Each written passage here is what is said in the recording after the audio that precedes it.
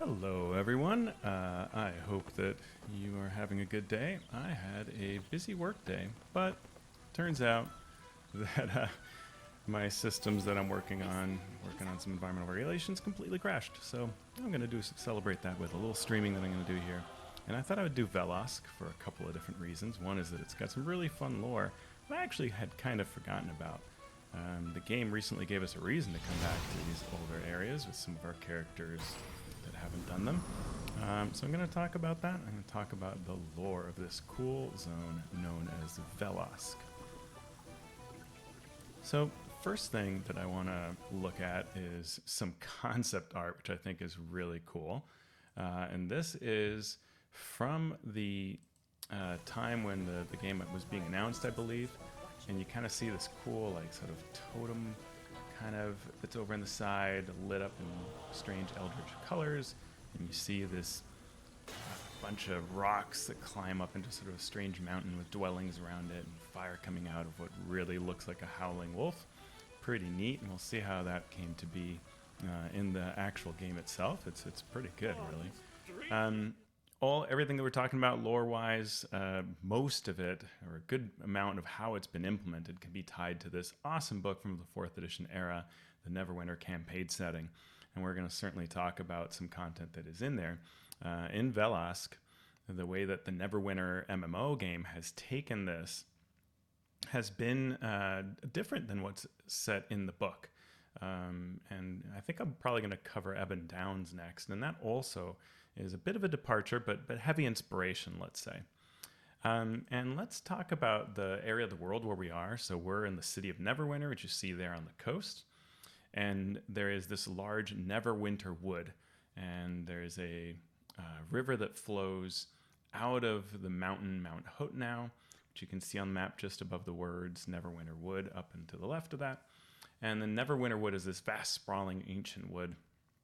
We've talked about this in previous episodes because the elves used to live there. The Dread Ring is located there.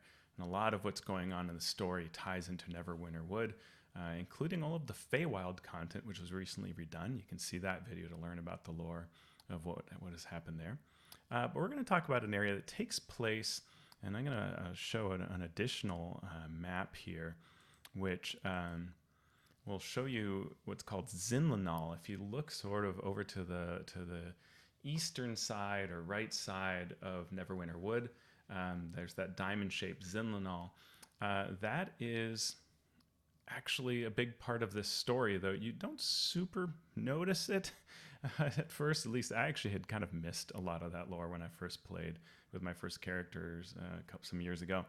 Zinlanol is a Netherese floating city which crashed into Neverwinter Wood. It's actually the first of the floating cities that was created by the Netherese.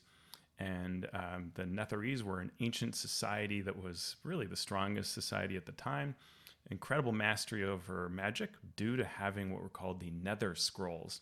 And these scrolls, ancient scrolls, provided essentially magic that was beyond the 9th level of power. So it was really higher than any mage could cast. And just contact with these scrolls could imbue you with magical power and magical capability, even if you'd never been able to cast spells before. And if you were a wizard, then being able to study these could really help you.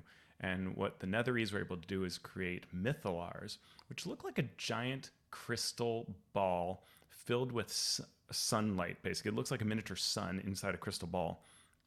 And this thing is the kind of thing that fills. I would probably take, I don't know, let's say 20 people to put their arms around, could ring it, something like that. And this thing was sort of located in an important place in the city and then allowed it to rise out of the ground. So a lot of times it looked sort of like a tower keep city kind of place. And then if you look at the bottom half, it's sort of like earth that sort of tapers downward because it's literally been ripped out of the ground is how they made their floating cities. So a lot of the story is going to tie on the Netherese city that crashed. And what happened with the Netherese is at one point they're dealing with this devastation from another type of creature that's attacking them. And they flee into, most of them are actually wiped out. but a bunch of them flee in a floating city into the Shadowfell, and this changes them into what's called the Shadowvar. So what we're going to actually see in this part of the world are the Shadowvar, who are trying to dig up the ancient city and gain its power. But we're also going to see that another faction gets involved. And then we're going to deal with werewolves. So what's this all about? That's a kind of fun part of the story. But let's get into the game. These are the final days of the summer event. And I'm going to leave to go to the area of Vellosk. It's interestingly positioned on the map, as you can see it here. A little further up than where Zinlanol should be. The map icons aren't always accurate in the Neverwinter game because they sometimes just have to place them somewhere convenient so that the words don't overlap too much and so on. So that's really why Vellosk is here. It probably should be in a more southerly location, but that's okay. We're going to go to Vellosk. And the story behind Vellosk is one of the Uthgardt barbarians. The Uthgardt, it's a little strange that we see this structure here right off the bat, because the Uthgardt barbarians don't cut down living trees. They revere nature, and they don't build permanent settlements. So this is a little strange to have a palisade. But what ends up happening in this storyline is that the Uthgardt barbarians have sort of split into two factions. One side called the Forsworn. We can see some Forsworn guards here, one up there, very cleverly watching us from above. They are Uthgardt barbarians who do not follow a new god that is being promoted by the Netherese or Shar allies, who is said to be very powerful, but is actually Shar, the goddess of night, very evil, wants to consume the whole world. So we come into this camp that is populated by the Forsworn, and the other Uthgardt barbarians are our enemies and are these Forsworn's enemies. So a very small camp. The way the camp's built does sort of match the lore, very kind of simple lean-tos, and kind of Urt-like dwellings. So we're going to come here and talk to Thalos, Oathbreaker. Have you come to help us regain our honor? Indeed, good man. The Werewolf tribe catch our Forsworn brethren. No mercy is shown. The victims are bound to sacrificial stones and tortured to death. This idea that the Forsworn are being captured and tortured is part of the story that you find in the book, in the Neverwinter campaign guide. They must not be forgotten. In fact, it said that the devastation is so bad that because of the stench, the Forsworn are able to move around without the guards, like either the wolves or the barbarians themselves that are working with Sharandar. They are not able to follow them moving around because of all that. My people have fallen on hard times from the strife in this land. And so we may not immediately notice it, but these are all werewolves. The Uthgardt are not all werewolves. In fact, the Uthgardt are separated into different tribes. There's some fun lore about the Uthgardt. They are a group of barbarians that descended from the north, and they followed at one point a champion who came to be known as Uthgardt for a battle he had against a storm giant, a frost giant, and in fighting, and I believe they both died, they honored him with this name. The Uthgardt was claimed that in legends it claimed that he had bested a whole number of beasts to sort of prove himself and achieve what he was, and those creatures that he bested became sort of totemic representations for the various tribes of the Uthgardt barbarians. So in this case, we have the wolf, and these are gray wolf barbarians who are now split into these two factions. So we get some initial quests. We're going to find food for the wolves. We're going to destroy shadow totems that are being worshipped through Shar. And so we'll head out through these woods as usual. The game is very pretty. And we're going to see some neat things as we go around. The full moon is always out, which is very bad for werewolves that we happen to be here on a full moon night. So those affected by lycanthropy under full moon will manifest. This area is kind of the end of where the Forsworn are involved as sort of with their camp. And now we can go off into the wilds. We see already enemies here, werewolf scavengers. So these are the gray wolf barbarians who have turned against their normal following of Uthgardt. Now Uthgardt became basically a demigod. We'll fight some here, see how as usual, we can see that the game gives us lore. It tells us actually all about this when we arrive the first time. So yeah, the Shadowvar and Netheril arrive, the Grey Wolf tribe in alliance. Some break off, become the Forsworn. So we were joining them. And we learned about the different parts as we travel around, which is really very cool. Our job is to destroy the shadow totems. This looks like a shadow totem. Shar is a goddess of night and darkness. She and her sister Saloon are both linked to nighttime, but in very different ways. One is sort of beauty and peace, and the other one is evil and destruction. And Shar often is tying things to the Shadowfell and working to consume everything that is living. So a very common theme in her different schemes over time has been to have sort of conduits to the world of shadow.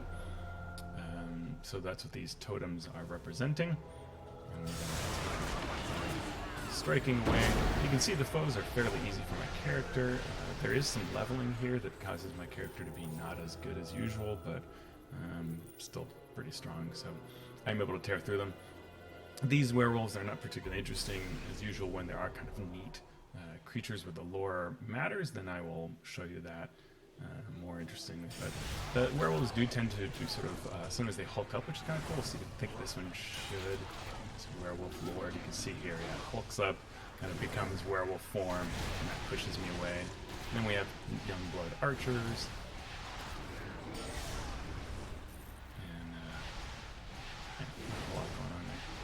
They just kind of fire away. I can invoke the Dark Hunter. Oh yeah, there's the Dark Hunter. Sacrifice for the Dark Hunter? I think not. You're meeting a Warlock. And I should say I'm playing a Warlock character. She is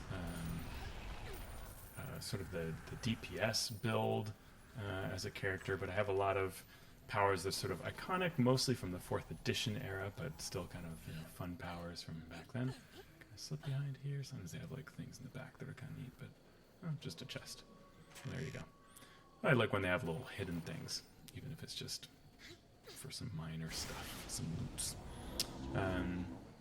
So yeah, we'll rush through here, and again, you can see just how cool this whole area looks. I'm being fired at, and I want to run away because I don't really want to fight more of these. But very neat looking. I love all the crags and the kind of looming rock formations. So I destroyed 3 of the totems that give Shar energy. And I'm going to go back this way. Really cool architecture. And at times we'll be able to glimpse the maw in the distance, but I'll have to find a better angle for it. You'll see that we'll end up there, which is kind of fun. So now I'm being asked to find the necklaces that were used as sacrifices to bring them back so that their spirits can rest. And so they are tied here. You see the sad fate that fell for that Uthguard barbarian of the Forsworn, but I can get back the necklace.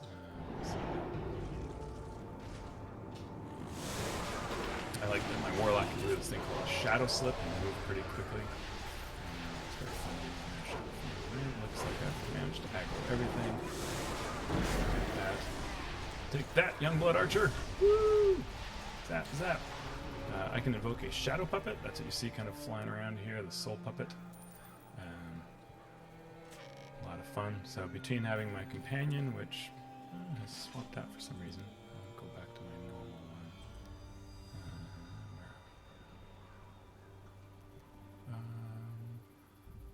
Where's the one I've been using recently?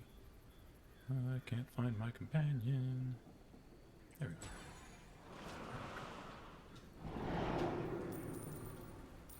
So now we can get our second necklace for Belrak. And now, sweet, sweet Davian, let us reclaim your necklace.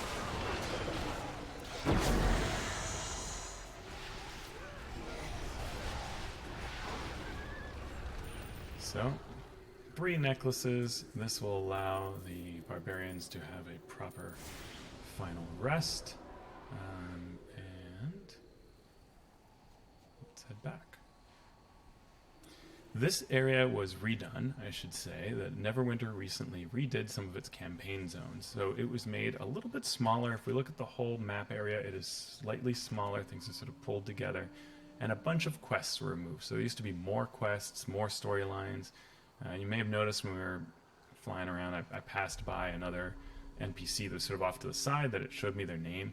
They used to have a quest that I would get, and there used to be some sort of more small places that I would visit. They may find their way back to Uthgardt. And those are gone to make for a faster experience.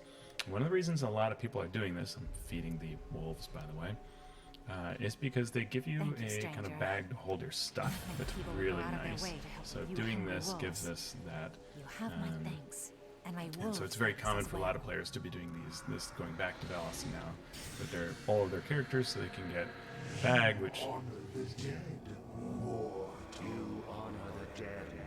allow these 3 ghosts to rest at their resting spot. Very cool. So you can hold gear, and this will give me a big bag that will replace one of my smaller ones, and that'll be a boon to hold more stuff. All right, I did those initial quests, so now I can turn All wolves will not. and I now I'm said going to to you do a before, sacred the meeting. shaman foretold your coming. Now that you have proven your strength and honor, it is time you meet with him. There's a lot I like about the structure of this. As someone who likes to write adventures, I like the idea of getting the initial feelings of you will find Kieran Whitesky, that there's a forsworn this shaman. other side that's turning to evil. By today's lens, it's handled relatively well, in that the Uthgardt are not evil necessarily, but they've been turned to the side of this false god who is actually Shar. So they're being tricked in a lot of ways, and it's kind of going to more of their speaking to their bloodlust as werewolves, which is always a tension for the people, that they're not accepted due to that, though they're not necessarily evil. Barbarian tribes from the Uthgardt tend to be more neutral, but they are, they do a lot of sort of sacking and pillaging and so on. So you have to sort of establish relations with them to prevent that from happening too. So, all right, let's go through this way. This is a really nice area. We're going to head to this. And I think here, yeah, there you go. If you look up there by the bottom of that moon, you can see that cool-looking maw that we saw in the art before. When we looked at the original concept art, right? That's what that's showing us now. So, very cool look there. This whole area is just super neat looking. Sacred pool. And you saw the glowing totem. We can see that off there. As you can see, there is a heavy influence here from the real world of sort of Native American mythos. The idea of following different animals, having totem poles, the clothing. There's a lot of inspiration here. How well it's done, I'm not the person to say. But it does create a neat flavor to it. It certainly characterizes this whole thing very differently, and makes it not boring at all, because it's got a very interesting different look than the rest of Neverwinter's area. All right, so the shaman had foretold our coming. Thank you for coming, they say, and we are told to recover this relic. The worship of Uthgardt was replaced by worship of the Dark Netherese god Shar. And Uthgardt rose to the position of a demigod slash exarch of Tempest. And so, clearly an enemy of Shar. Alright, so we need to recover that. The bandits hiding in the Zinkar ruins. And then this becomes kind of neat. Here we get into the ruins of the fallen city. and take what they please. And they don't tell us a lot other than these ruins, which is probably because they may not actually know that it was a fallen city. And maybe even the Grey Wolves working with them don't know about that. But alright, so we're going to go straight there.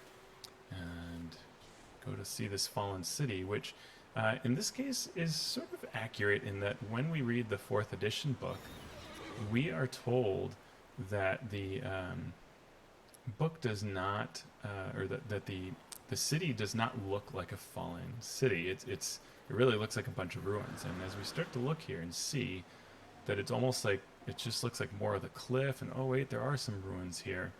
So that is the idea, that we cannot fully appreciate that it is a fallen city, and we get some lore here. For some reason the lore doesn't work as a direct link anymore, but if we go to what we just unlocked, mighty floating Netherese city of Zinlanol. Now it's the Ruins of Zinkar, and apparently part of it landed in a different piece of the forest, which is this Zinkar. So Zinkar is a part of it that crashed here instead of crashing with the rest of it. I wonder if they did that just to establish sort of separate canon. Not that the video games are considered canon now, but it could be. Alright, so kind of cool. These are ruins. We're supposed to kill bandits. The bandits, I guess, are just hanging out here. It's not particularly clear. In the book, what's happening is that the Netherese have actually hired a whole number of people and even employed some pretty fantastic technologies, like mechanical innovations, magical innovations, to dig out these ruins. And they're trying to get to the center. They're also trying to find magic, because they want to break the magic down into what's called residuum and use that to heal the mythol that is used by the floating city to sort of, I don't think they're trying to get the city to fly again, though that's possible. I think they're just trying to harness its power. One thing that's cool is we can actually see a hole in the ruins, and if we explore, we find like dead skeleton. And I always thought this was fascinating. There's this huge area here that sort of has not much of a point in it. I think there used to be a quest that took us here before. But it's just sort of like there's some skill nodes and like a treasure chest or two and some dead bodies. But it's kind of this fun idea of how there are these, places you can, I don't know, just sort of, you could easily miss that there is this whole little underground area here. I think there's a spider around somewhere. And we can take another little, come out of here, up above this area. So, yeah, kind of fun. There's just find yourself a little secret place. Alright, I have defeated all the bandits I need to defeat. And let's go into the downed floating city. Downed floating city is not particularly incredible, I must say. It'll look like not a whole lot of anything. These early modules are often used, kind of early quests are often used over and over again. So some of the parts of this have been used in many quests over time, Neverwinter, where they'll use the exact same layout or parts of it, and use it for a different theme, for a special event or something like that. So sometimes you come into these places and you're like, oh, I've been in here, and it was a totally different thing. So here's the interesting. Another seeks the relic, say the Red Wizards. So we've talked about the Red Wizards of Thay before. Thay is a nation that places a lot of value in magic. They're all about mastering magic. You can see an outline of a trap there. And so the Thayans are very interested in what the Netherese or the Shades are up to, so they have come here, Shadowvar, so they have come here to figure out what the Shadowvar are up to, what the Netherese are up to. So Thay versus Netheril. In the 4e book, and I should say, in Neverwinter, the main foe is Valindra Shadowmantle, who is in league with the Thayans. So, Red Wizards of Thay being a nation far off to the eastern side of the map, they are trying to take over the city of Neverwinter. Red Wizards trying to take over Neverwinter. Shar and the Netherese is what we're going to focus on today, but they are kind of another faction. So the Red Wizards, because they're the main faction trying to take over Neverwinter, are very curious as to what's going on here and want to stop any Shadowbar involvement, if that makes sense. Yeah, so we're just kind of going through here. Ooh, trap, you see that? That's a little trap there, so I'm going to go to the side and not trigger it.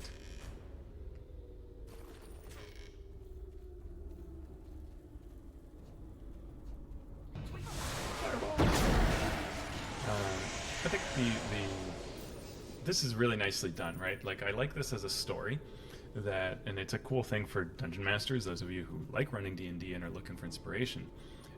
You can look at this as an idea because it's really fun that you're sent by, okay, go stop what the Shadowvar are doing.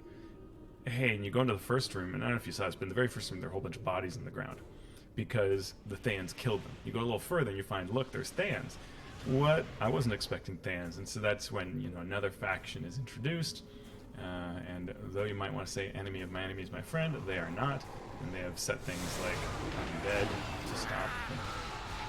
The very first stream I did was on one of my favorite places, if not the favorite place in the game, Dread Ring, and the Dread Ring, which is all about what the Thans are up to. That area showed how the Red Wizards tend to have different schools that they have different schools they follow, and so a lot of it's like illusion or necromancy or conjuration. So you can see there are a lot of necromancers apparently here with a strong but I have powerful fireballs and curse packs and all kinds of things like that at my disposal, and I'm able to take him out. So now we get into what is the actual protector that was here in the first place, an Eidolon, which is a type of sort of enchanted construct that is here protecting this area. But I'm afraid that I'm too strong for you. I'm going to conjure hellfire down upon you. Look at your red fire go down and fireball. Victory is mine. Woo! It's flying around you as you fall to the ground. There we go. So this part, which looks like it's out of Indiana Jones, and I feel like I should put a sack of sand on it, but it is the Uthguard Relic. It's not clear what that's supposed to be, some sort of helmet, I guess? Yeah, I took the helmet. And we get some lore, which, again, does not work once you look at your first lore. Hopefully they'll fix that soon. So we get a little explanation about the Eidolon somewhere. Yeah, protect them while they studied. They constructed the Wrath Eidolon from shadow magic and dark emotion. The last of the Zinkar who fought the Uthgardt tried to reach the Eidolon to activate it, but it failed, and then apparently it activated as people were trying to mess with this place. So we went into this flying city ruins, and all we got was a crummy amulet, which we're going to have to give back to our friends. So it goes. So, cool. That was the Ruins of Zinkar. A chunk of a floating city. So, Neverwinter, I think, over time has gotten a lot better at reproducing wondrous places, so they look truly wondrous. This is a gorgeous natural area. I mean, I love this gorge and everything, but the flying city aspect doesn't really, or floating city, doesn't really come across. So be it. Can't win them all. And that's true when you're a DM. When you're a DM, a lot of the effects budget you have is in people's minds, so a lot of it is really what you explain to people. We turn in our stuff. And now we're going to look at some of this Thunder Tree type aspect. The Stormcallers of the Grey Wolf tribe were taught the secret of the storm spirits by Uthgardt, the Battle Father himself. Cool concept. I like this. Stormcallers of the Grey Wolf tribe. They are taught the secret of storm spirits. They've turned against Uthgardt, so it's time to bring divine type retribution to them. The greatest of the Grey Wolf tribal shamans is a powerful stormcaller named he's been corrupted by the Netherese, the most powerful shaman. So we gotta go take him out. It's always murder and assassination. So be it. And up Thunder Ridge. Enter the mystical Stormcaller Caves near the top. I have to speak to Diana. Fair winds. A knowledgeable shaman. It's good to see someone else from the city. I feel very much alone among wolves in this place. White Sky told me I We're am going to to absorb some energies, and Stormcallers it nearby allows me to in collect Thunder some Ridge rattles. use their Okay, cool. totems to I'm down with that. magnify Let's their do it. Very command cool. over You see thunder this? and Pretty. lightning. Mhm. Take this orb It is a and nice place looking it in place. I Thunder like it. Ridge, somewhere out of sight, and it will I'll absorb fight you. the I'm going to run energies by of you, the but you'll storm probably chase me anyway. and allow you to collect. Alright, here's the Stormcaller.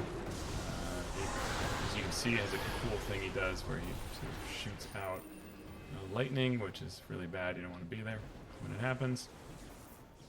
And we are going to place our orb here, which will collect energies.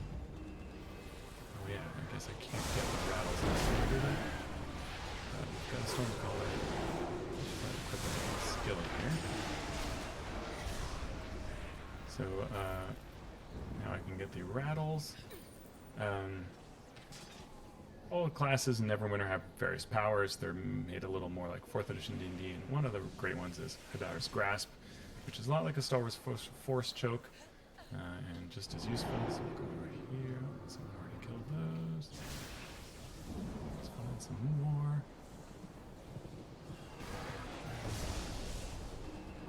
There's a chest here.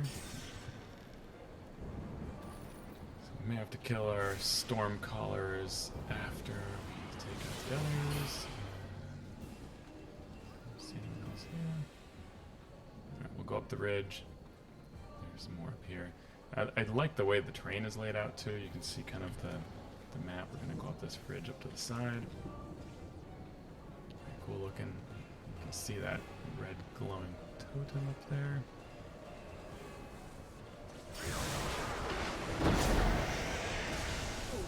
Shocked me with lightning, but I took you down.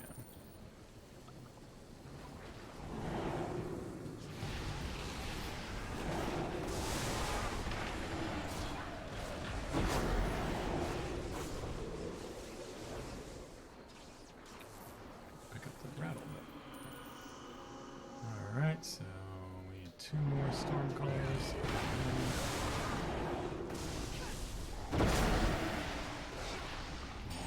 Usually accompanied by these wolves, as you can see.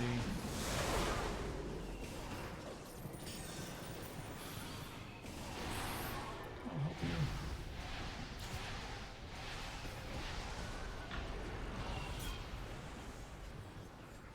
Alright, so let's go into the Stormcaller Caves. Huh. This is actually, this area in particular, this map, is one that's been used many, many times. There's a Minsk and Boo adventure that takes place here, an Elemental Evil one. So we're going to see all kinds of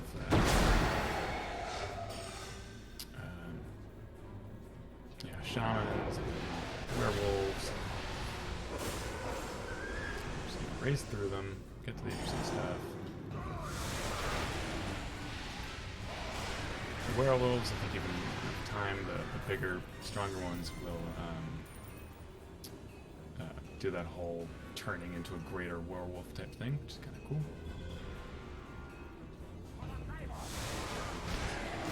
Some of them do this leaping thing like you saw there. That's kind of neat too. They'll leap at you, create a red circle so you know it's coming, and you have a chance to dive out of the way.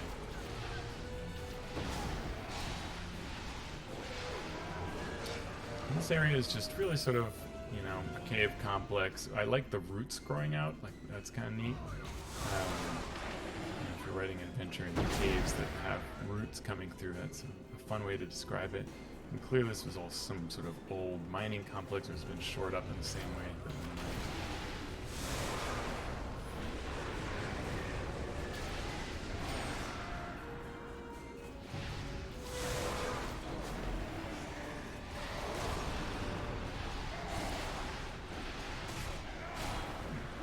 So hard, crushed to the ground.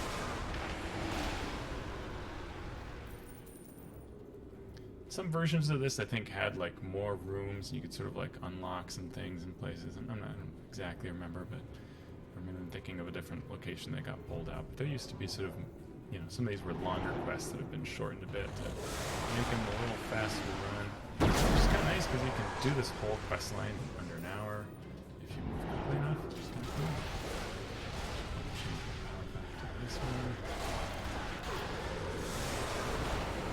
Lots of AoE type things that make it worthwhile.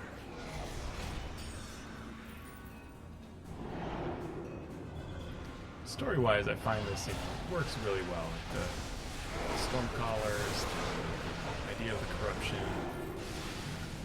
different kind of complexes that are going into it. Sort of the evolution of the story of like, okay, you know, here's what is going on with the Netherese. Here's what's going on with the floating city. We got to stop them.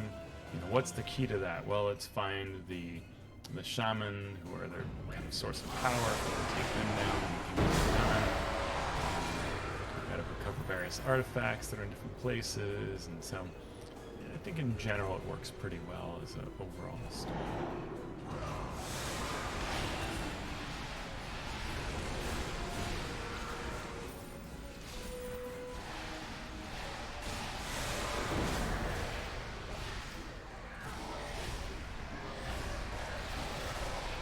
Lots of wolves. Many wolves are going to be hard in the filming of this stream. And so many archers.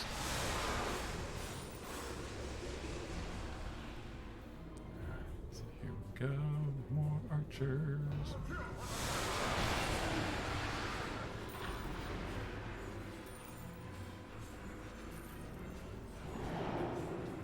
We get to our boss, Thunderhowl, the most powerful shaman of this tribe.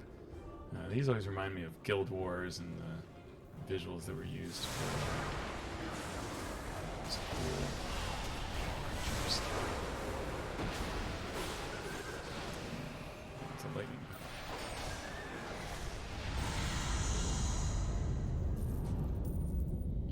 Oh, Thunderhowl, why did you get corrupted? That was no good. Well, there's lore there, but it's hard to find. So, this is where... That's how Thunderhowl decorates their home. Okay. You do you, Thunderhowl. Ooh, trap there I bypassed. See those little holes there? That's a trap. Just for fun, I'll show you what it looks like when you activate a trap. Oh! Bad times. I am hurt and bleeding. Slowly. But you can heal up here.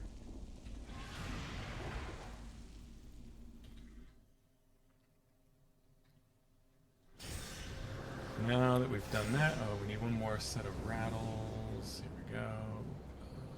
Stuck on a rock. Hi, outsider.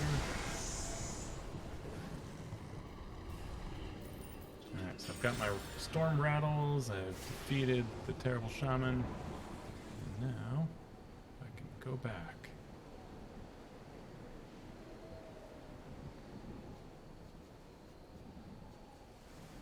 Race through here super fast. As usual, since it's an MMO, there can be other people around fighting as well. We're going to go back to our sacred pool. And our friend Kieran. The spirit of the great, thank you for Thunderhowl was one of the great leaders of the Grey Wolf tribe. With his voice It's a neat idea too, the idea that if you can end this creature that was corrupted and is corrupting other individuals, then maybe the rest of these can come to your side. Now, if you are actually creating adventures like this for D&D, one of the things that you want to back up that I think is really important is don't just say that that can happen, show that it can happen, right? Like if you take down this shaman, and maybe if you find evidence that says that he was now embracing Shar and that their god is actually now the goddess Shar, then show how like all these other troops show up and change conditions for the tribes of Vellosk. Like that makes it really cool. It is time to take the battle to the heart of the enemy. Deep within the Grey Wolf battle camp is an ancient shrine to Uthgardt, the Battle Father. As the Netherese push the Grey Wolves to the worship of Shar, the Uthgardt shrine has become neglected. To the west, you will find the Battle Father shrine and a primal spirit of our tribe known as turning into Howl. wolf form. How about that? He will guide you further, but to Pro reach tip: him, if what you want to do is you must map out first this area, become like some people closer like to to the not have any spirits little like of this gray forest. uncleared areas, the fog of I war will stuff. aid you You on can this run around path this of the form because spirits, nothing and attacks you. you will have And an you also awakening. get a power to go I faster hope than you are normal. ready to Speed boost. awaken. One thing that's funny is when you're in this wolf form, and by the way, the form is different depending, I think, on your class or your build. So you can not only do things not attack you, but you can still open chests in your form. And you can interact with skill nodes and other things like that. So it's kind of fun that you can just race around and nothing sees you. So we're gonna go through here. Really neat area. Beautiful kind of canyon. Look at that. Super cool looking. And you look at that. So one thing that's neat is we're gonna end the campaign in that maw. Okay, go ahead and tell you now, which I think is super neat. Like if you're doing a campaign like this where you have some awesome thing like the cool magical tower, the floating city, the giant mountain with a wolf maw, that's the place you want to get to in the end, right? Like that makes the campaign super cool. I am down with that. We're not going to want to take a huge look at it later, so let's go ahead and take a quick look at the fighting pit. This is part of the 4th edition design that they fight here. Now, it's described differently in the book. It's more like a mound of earth that has sloping sides, and it's easy to go in, hard to get out. But they make this more, I don't know, sort of the typical Neverwinter architecture. Still pretty cool. There was an event that would have you fight in there, which was kind of neat. But let's follow our quest here.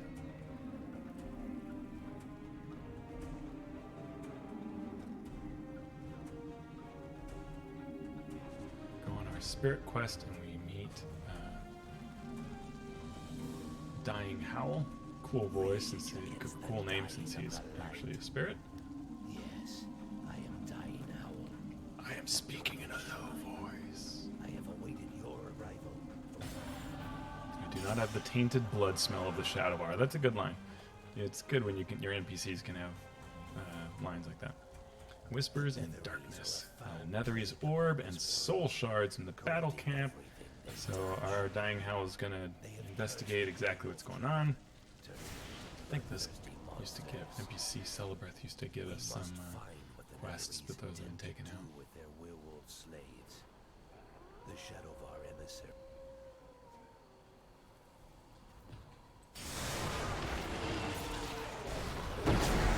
We're gonna take these folks out. They can drop the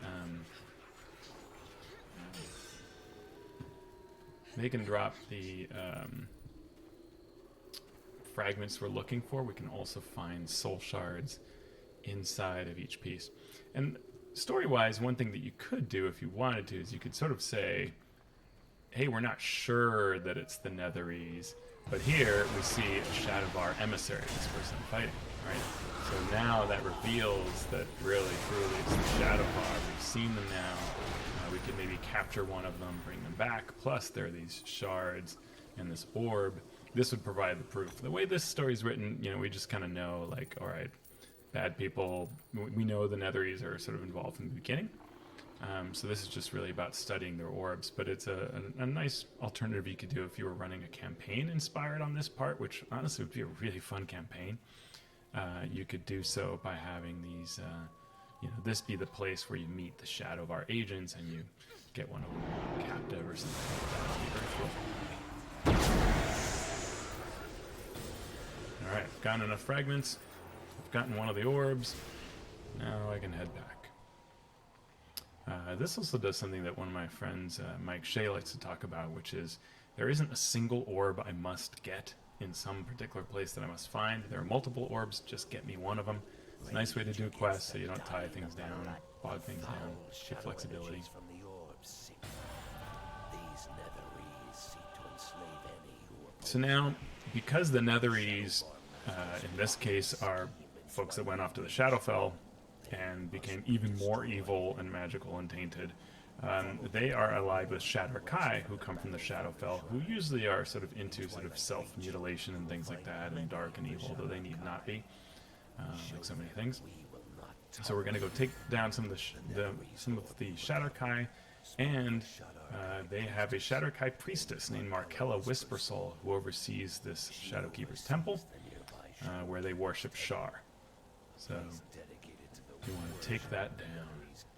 And we might break after that and do the rest in a second part. We'll see how quickly we can get through this. Oop, I went the wrong way. There we go. I like how everything changes here to be sort of purplish. That's a really neat thing to change, to describe to people. You can sort of describe things different here. That gives you that sense of Shadowvar, tainted things. The Shadowvar are neat kind of as foes because they do a number of things, including what you just saw there, where they can conjure sort of globes of darkness that stun you and daze you. It makes them very hard to fight. The Gloom Blades, which you see here, can teleport around, which makes them dynamic opponents. You'll see that as we fight them.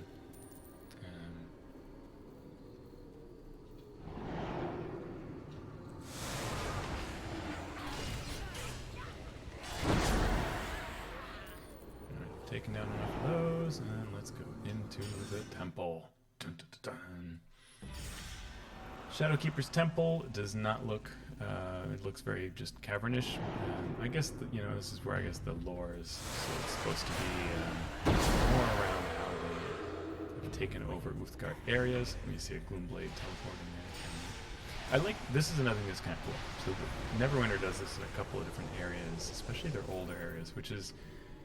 There are sort of trigger events, right? Like there's some mobs waiting for you. You take the ones out in this room, and then a Gloomblade shows up and attacks you.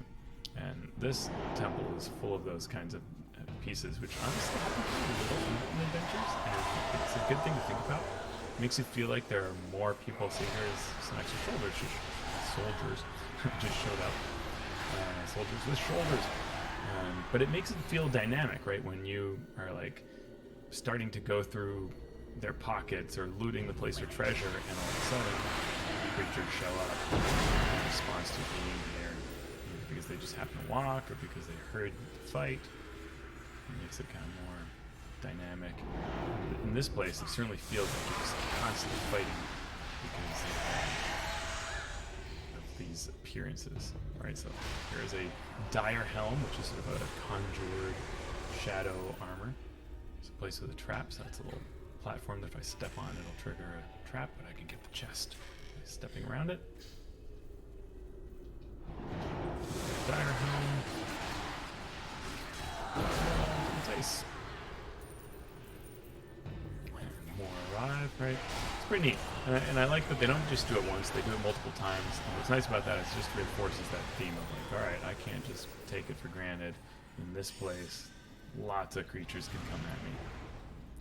Here we get to meet a Shadowcat Witch, and I'm going to not do a whole lot so you can see what they do. They teleport. They put down this zone that dazes you. See, all my powers will black out when I'm in there or not landed. She'll also conjure, I think, a ball of shadow. There you go. And if I'm hit by that, my powers will also vanish, and I'm sort of stunned while I'm in it. Very cool creature. It's based on sort of the 4th edition powers and some of the lore of sort of how they conjure shadow orbs.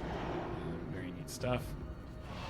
So now I think I've seen most of this. I'll try to just quickly get through here, taking down these foes. I can't resist seeing a trap, but I'll go around it and get myself a chest. Oh, my companion triggered it. That's kind of funny. Big sliding blade, pretty cool. Blue blades. Face blue blade. We'll see when we do ebb and downs. We'll see more of this sort of mechanic where they have the idea that things will creep up on them. Some really nice ways that they implement that actually any adventure designer should probably think about how that's implemented. We're nearly at the end. We get another boom blade right there. And now, just here we go. Markella Whisper Soul. Oh, first a dire helm. I like how the dire helms will charge you as close, so you can seriously.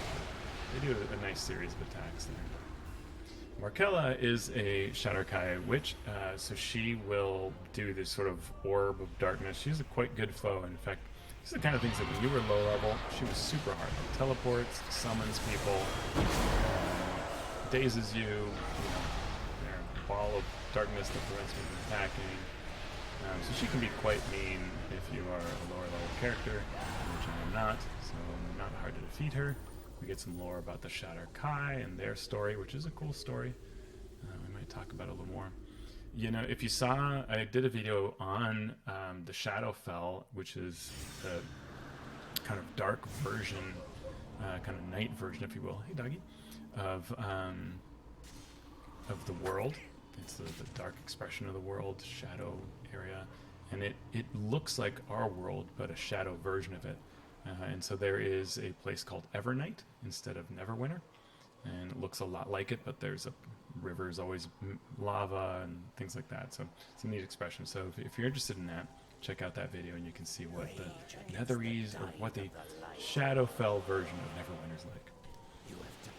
Alright, so we have gotten this. We're going to go up and take the high road. We're almost at the end of this campaign. Until you reach the high camp. There. High camp.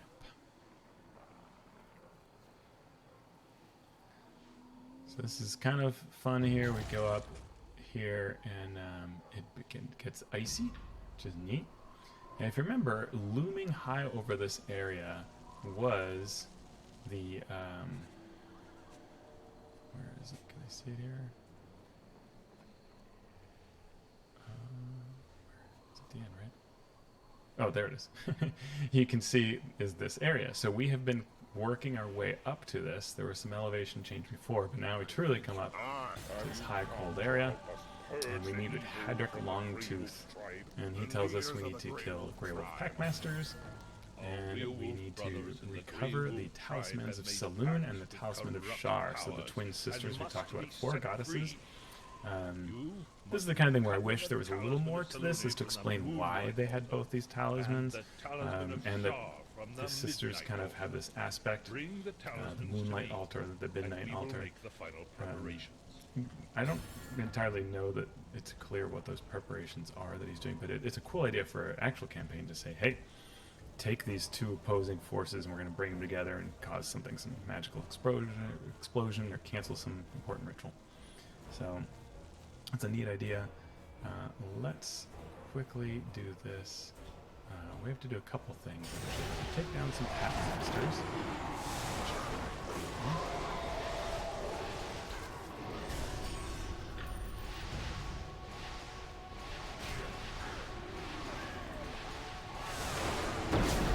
I understand why these games do it, but my least favorite quests are these sort of like kill X of this type of thing.